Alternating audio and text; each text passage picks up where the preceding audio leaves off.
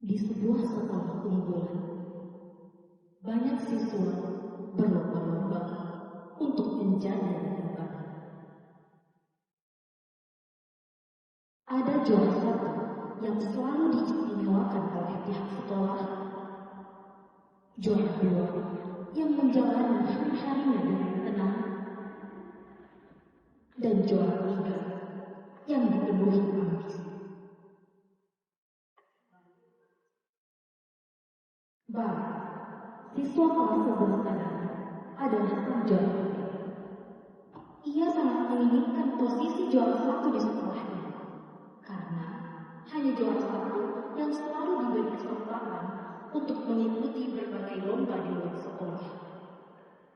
Keinginannya bukan semata-mata demi gelar, tetapi karena Barat ingin mencari pengalaman dan menjajal lingkungan baru melalui ajang perlombaan.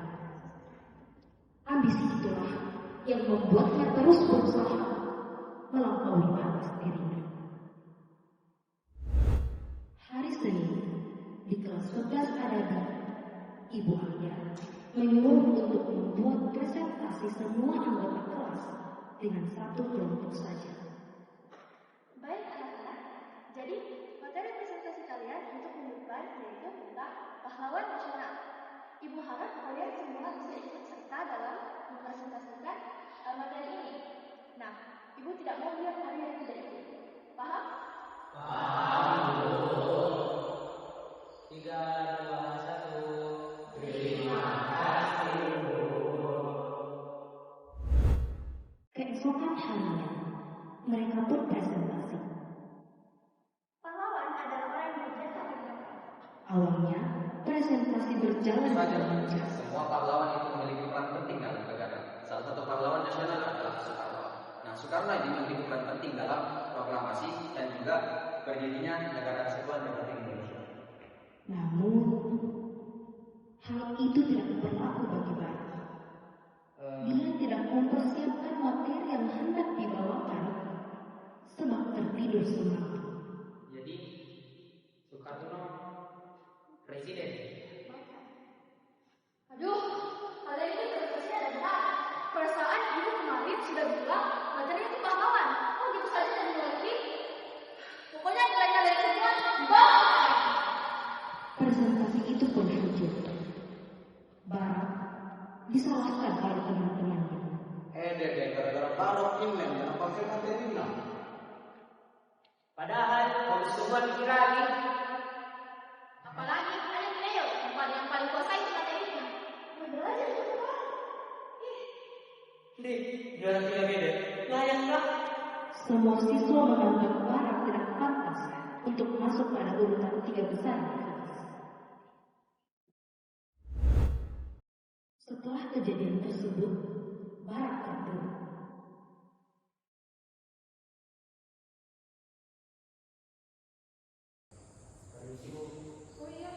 Barat memutuskan untuk berkonsultasi kepada guru BK-nya. Kenapa? Setelah diberikan saran, Barat tidak menerima dan bercerita bahwa telah mencoba segala cara yang dia tahu dan berusaha semampunya.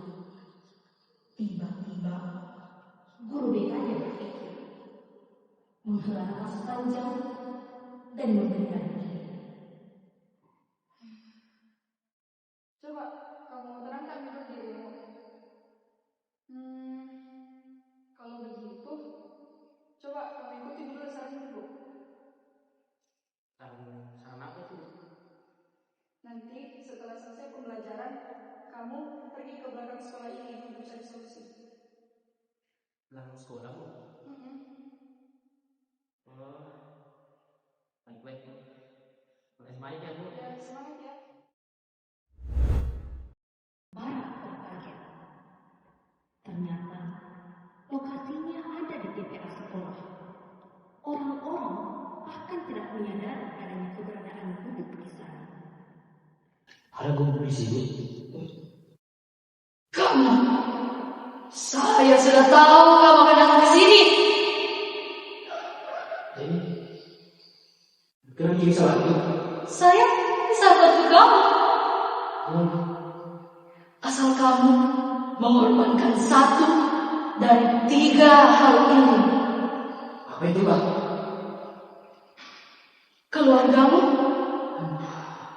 percintaanmu, atau pertemananmu.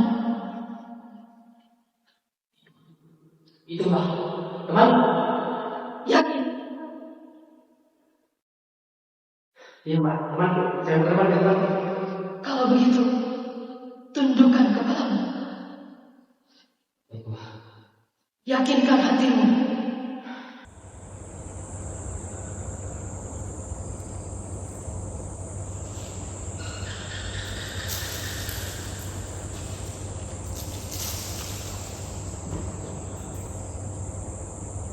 Selesai.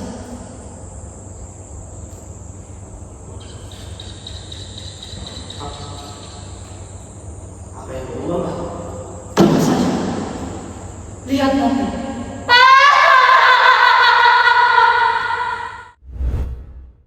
Setelah pergi ke tempat itu, Barak memilih untuk mengorbankan pertemanannya agar dapat meraih yang ia inginkan. Tak lama berselang dari itu, Barak berangkat ke sekolah dengan sangat senang karena kini ia sering ikut dan memenangkan berbagai lomba, menjadi juara kelas dan disukai oleh para guru. Namun, ketika ia hendak berbagi cerita kepada temannya, ia dijauhi. Semakin lama, tekanan pada mental Barak semakin hebat. Tok di mana nak beli? Antara sekali. Deh, bagus sih itu pialanya. Di mana dibeli? Deh, lomba ciki-ciki itu. Tidak ngerti. Ia selalu dijauhi oleh teman-temannya, dihina, dicaci, dianggap penjilat guru, dan sebagainya. Hanya satu orang yang tidak menjauhnya, yaitu teman bangkunya sendiri, Leo.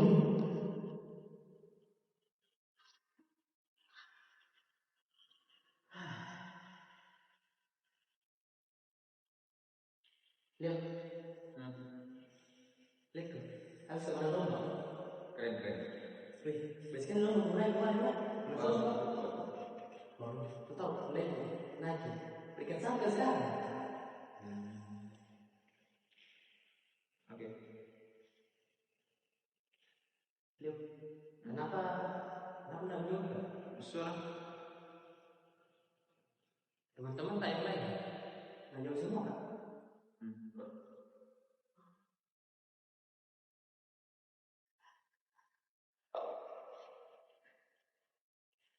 Yuk, kemarin tuh, dan nggak kenal. Mau gak kasih nilai ibu, prestasi ibu semuanya. Tapi langsung kak, kembali kan satu, teman. Dan sekarang kuliah belajar kesulitan. Terus, kenapa tidak? Teman pikir.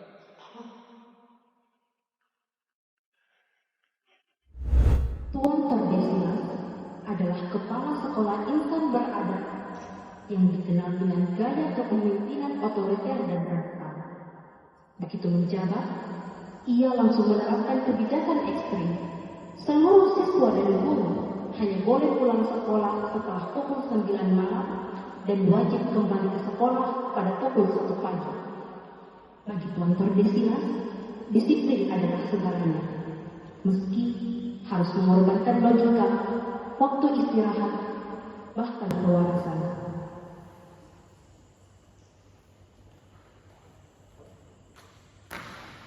Permisi Pak, ini rekap laporan dari siswa selama sebulan ini. Nanti untuk Anda lihat.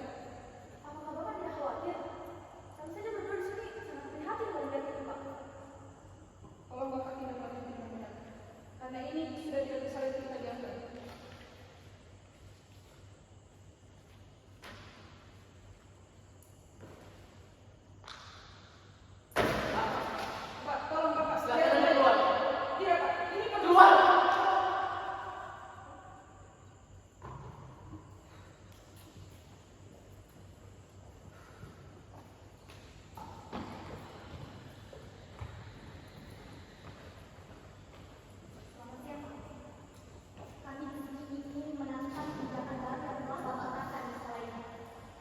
Atas nama perwakilan siswa kami menolak dengan tegas apa yang telah Bapak katakan surat kebijakan baru. Ini jelas tidak untuk kepentingan bersama kita, hanya untuk kepentingan Bapak sebagai pemimpin bidang itu. Bapak harus sadar semua kebijakan-kebijakan yang Bapak katakan di sekolah ini hanya menguntungkan Bapak. Tidak ada yang bisa mendapatkan sebagai siswa, Pak. Lagi. Sudah berapa kali saya bahas? Ketika banyak guru dan siswa yang bertanya mengapa demikian, dia hanya menjawab bahwa Saya sebagai kepala sekolah ingin menegaskan bahwasanya keputusan sekolah yang ada itu mutlak untuk dipatuhi dan dijalankan. Tidak ada yang boleh membangkang atau bahkan mempertanyakan daripada aturan-aturan yang ada. Hal tersebut begitu sangat haram untuk dipertanyakan. Kalian mau keluar sekarang atau saya keluarkan dari sekolah? Tuan Tordesilas dikenal memiliki BI yang bagus. Dia memiliki jaringan hubungan yang sangat dekat dengan aparat, dan rata-rata adalah aparat kotor. Ada beberapa guru dan siswa yang dikeluarkan dengan alasan hukum, padahal bukti belum kuat.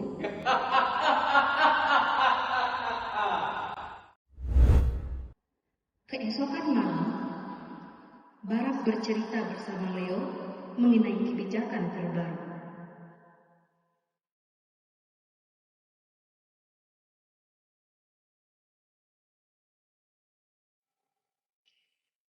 Ya. Katanya ikut kebijakan baru. Seperti apa?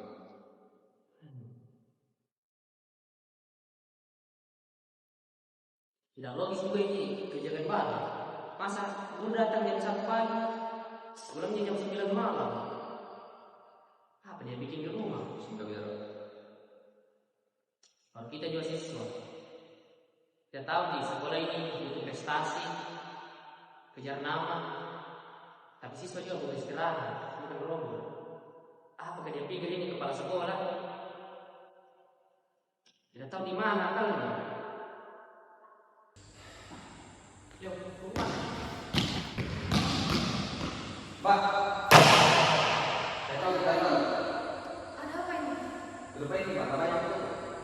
Saya bisa jelaskan. Duduk.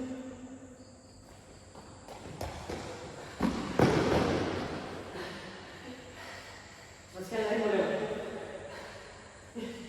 Bah, Kamu yang datang 2 bulan yang lalu. ya Bah. Duduk. Pagi, Bang. Malam. Dulu, beberapa tahun yang lalu, Mbah Dukun merupakan guru yang sangat dikenal di sekolah itu. Namanya Ibu Fat. Pemikirannya yang kritis membuatnya menyadari bahwa ada korupsi yang terjadi di sana. Namun, pemerintahan yang otoriter membuat guru lain terpaksa melakukannya. Akan tetapi, hal tersebut tak menghalangi Ibunya. Ia beberapa menuntut pihak sekolah dan meminta kejelasan. Hal tersebutlah yang menyebabkan dirinya diberhentikan secara tidak pantas dari pekerjaannya. Setelah mendengar penjelasan tersebut, Leo juga menceritakan kebijakan-kebijakan tidak masuk akal terbaru yang ditetapkan Tuan Tordesilas.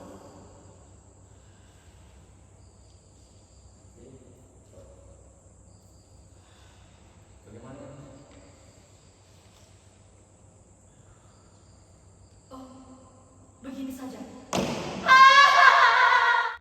Isi mereka dimulai keesokan harinya pada saat Tuan Tordesilas menyampaikan pidatonya di hadapan seluruh siswa dan guru. Saya sebagai kepala sekolah insan beradab, pemegang kekuasaan tertinggi di sekolah ini, tak hentinya untuk menekankan kepada siswa bahkan guru sekalipun untuk mematuhi kebijakan peraturan sekolah yang ada. Tidak ada yang boleh menentang, bahkan mempertanyakan kebijakan peraturan yang ada. Sangat haram hukumnya untuk dilanggar. Ada apa ini?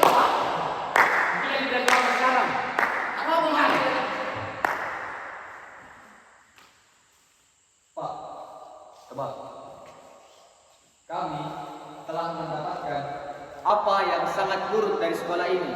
Kami telah membongkar rahasia-rahasia yang tenggelam dan segala-galanya yang akan merusak nama sekolah ini. Pak, selama Anda menjabat dalam kurun waktu sekitar 6 bulan, sudah ada beberapa kejahatan yang telah Anda lakukan dan itu sangat mencemari nama sekolah kita. Teman-teman sekalian, telah terjadi. Saya juga mendapatkan sebagai bukti. Ada korupsi. Itu tidak benar. Ada korupsi. Ya, nepotisme. Saya tidak pernah melakukan itu. Diskriminasi. Oligarki. Manipulator. Itu bukti palsu. Impunitas. Itu merupakan sebuah bukti yang telah saya kumpulkan. Itu dapat dari riset dan juga melalui rekam jejak dan juga beberapa hal-hal lainnya. Nah, tidak hanya itu, ternyata Tuan Presiden sudah mengeluarkan beberapa oknum, beberapa guru-guru, beberapa siswa. Meskipun dia tidak memiliki kesalahan, dia menggunakan alasan hukum untuk mengeluarkannya dari sekolah ini. Ini merupakan institusi pendidikan, bukan institusi ladang untuk farming uang, untuk farming pertemanan dengan aparat-aparat kotor. Kurang apa lagi teman-teman untuk membuktikan bahwa ini palsu.